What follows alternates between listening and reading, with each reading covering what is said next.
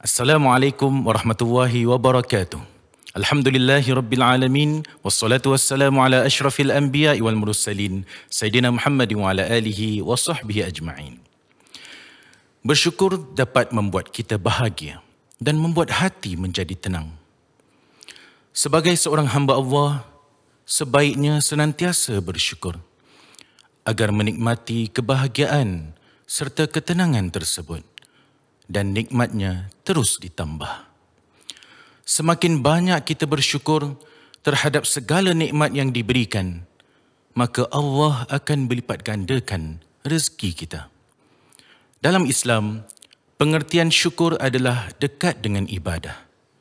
Mulai dari terus memuji nama-nama Allah Subhanahu wa taala, mengingatinya, mengingatkan nikmatnya dan senantiasa bersujud kepadanya. Allah Subhanahu wa taala berfirman, "Kerana itu ingatlah kamu kepadaku, nescaya aku ingat pula kepadamu. Dan bersyukurlah kepadaku dan janganlah kamu mengingkari nikmatku." Surah Al-Baqarah ayat 152. Rasa syukur tidak hanya diucapkan pada saat kita mendapat nikmat atau kebahagiaan semata. Tetapi kita harus selalu bersyukur atas segala yang terjadi. Kenapa kita juga harus bersyukur atas setiap keadaan dan situasi, terutama hal yang tidak kita sukai? Pertanyaan ini dapat terjawab dalam firman Allah Subhanahu wa taala surah Al-Baqarah ayat 216 yang artinya, "Boleh jadi kamu tidak menyukai sesuatu padahal ia amat baik bagimu. Dan boleh jadi pula kamu menyukai sesuatu padahal ia amat buruk bagimu. Allah mengetahui sedang kamu tidak mengetahui."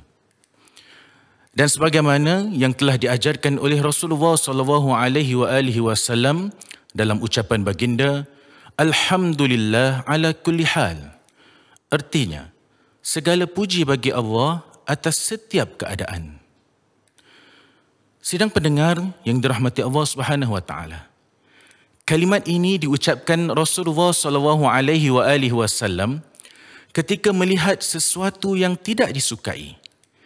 Diriwayatkan Ibn Majah radhiyallahu an berkata, Rasulullah SAW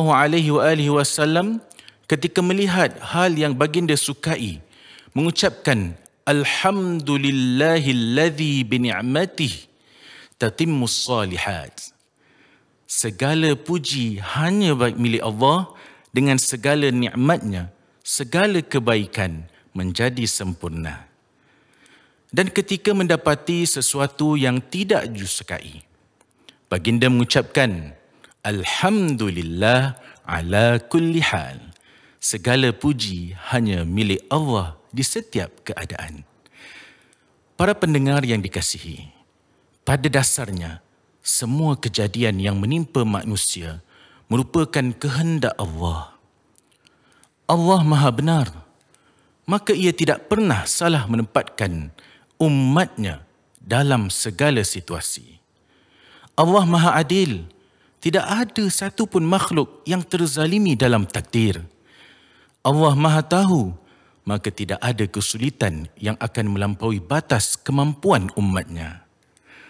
Maka, ketika kita memiliki kesulitan, hendaknya ia tetap bersyukur atas nikmat Allah. Boleh jadi, di sebalik kesulitan tersebut, terdapat hikmah yang dapat dipetik dan Allah telah menyiapkan peristiwa terbaik untuk hamba-Nya yang pandai bersyukur dan sabar. Seperti di sebalik ujian yang kita lalui bersama 2 tahun lalu.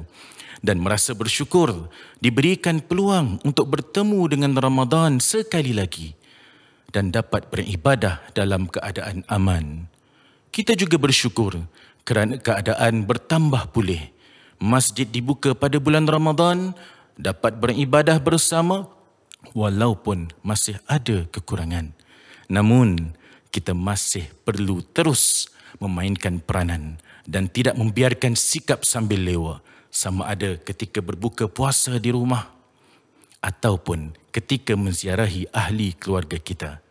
Marilah sama-sama kita teruskan tingkatkan kesyukuran kita kepada Allah dengan memainkan peranan kita sebagai individu yang prihatin, amanah dan bertanggungjawab, dan mempertingkatkan rasa kesyukuran kita kepada Allah dengan memperbanyakkan berbuat baik, berdoa dan amal ibadah.